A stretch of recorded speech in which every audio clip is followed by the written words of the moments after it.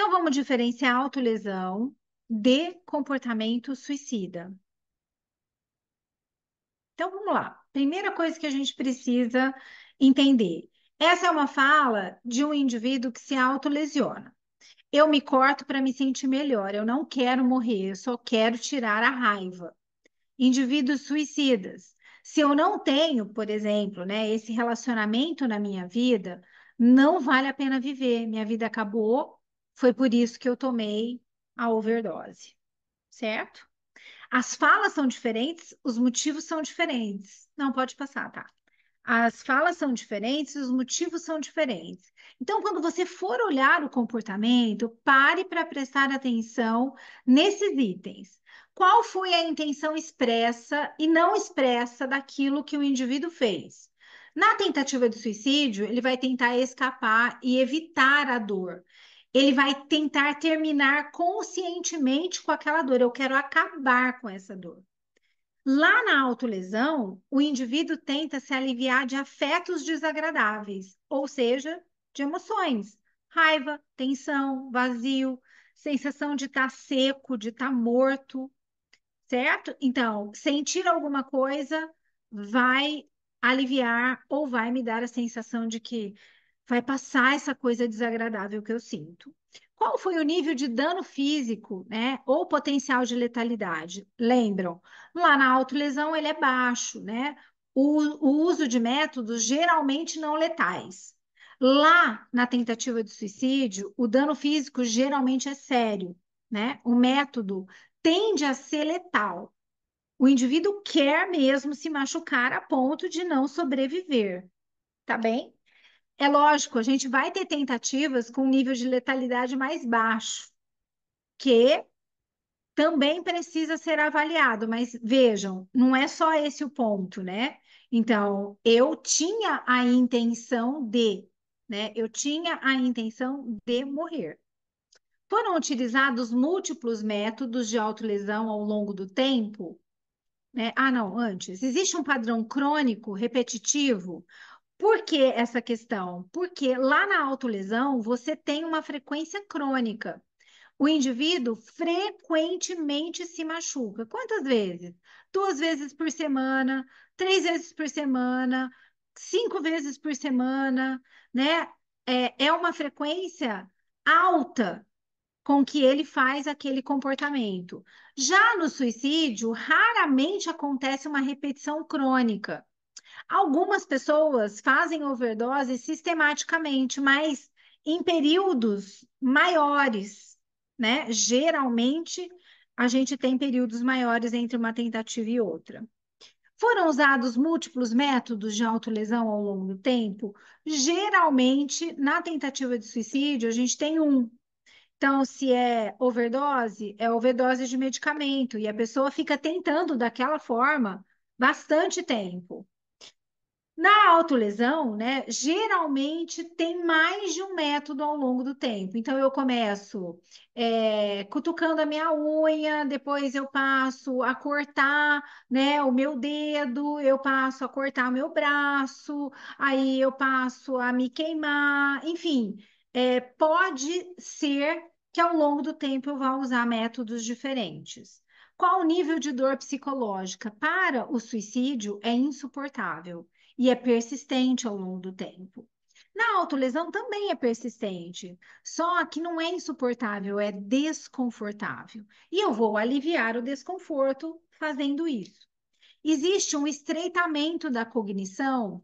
No suicídio, é muito intenso esse estreitamento, porque o indivíduo enxerga em túnel, né? Só existe essa saída. Eu não tenho outra forma de resolver essa dor a não ser acabando com a minha vida. E na autolesão existe pouco ou nenhum, né, estreitamento. Existem opções disponíveis.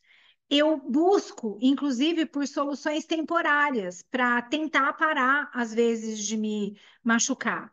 Mas, né, elas são temporárias e eu logo volto a me autolesionar. Estão presentes sentimentos de desesperança e desamparo? Desesperança e desamparo são centrais no suicídio, né? E na autolesão, existem períodos de otimismo e de algum senso de controle. Por quê? Ele é crônico, mas o indivíduo, né, consegue eventualmente encontrar soluções temporárias. É, houve a diminuição de desconforto após o ato. Depois da tentativa de suicídio, o indivíduo ainda não está se sentindo melhor. Muitas vezes ele precisa, ele vai ser internado, muitas vezes ele precisa ser tratado, né, para ajudar a melhorar a desesperança e o desamparo. Então, assim, o tratamento é necessário para obter a melhora. E na autolesão, não. A rápida melhora é aquilo que muitas vezes reforça a retomada do comportamento. Então, como eu me senti bem, eu vou de novo fazer e fazer porque o desconforto foi embora. Restrição dos métodos. É muito importante que a gente restrinja o acesso do paciente com tentativas de suicídio, por exemplo. Ele não toma mais, ele não é mais responsável pela medicação dele. Agora, a administração da medicação é feita por alguém, porque você está tentando evitar uma overdose, né?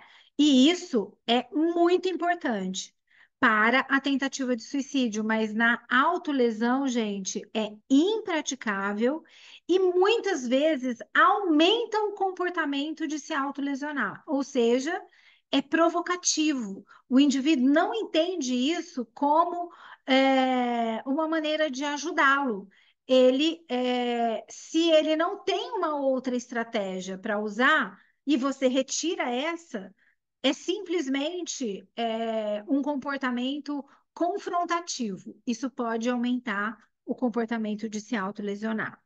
E qual é o problema central, né? Na tentativa de suicídio, geralmente é depressão, é raiva que eu sinto dessa dor que eu não consigo escapar e dessa dor insuportável.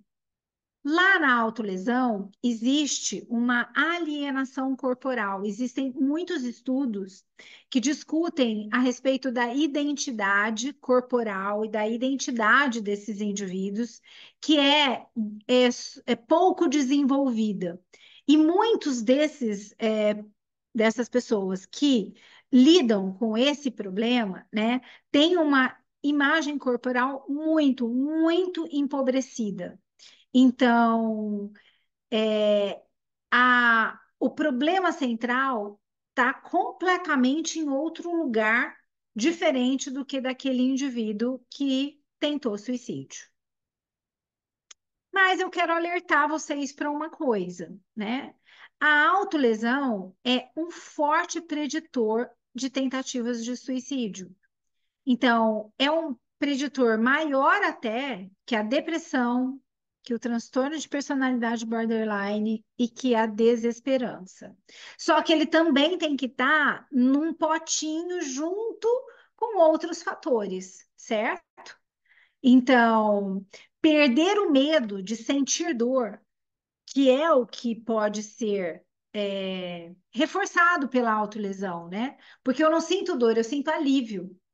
Então, essa sensação pode aumentar a minha ideia quando deprimido, né, e desesperançado e desamparado e impulsivo, né, pode aumentar a minha ideia de que então, sim, se eu, né, fizer um comportamento X, né, muito intenso, eu posso alcançar essa ideia e sem medo, né? Porque aí eu não tenho mais tanto medo do corte, da dor. Eu não tenho, porque eu já fiz isso tantas vezes, e isso pode levar, então, a uma tentativa de suicídio, muitas vezes bem-sucedida.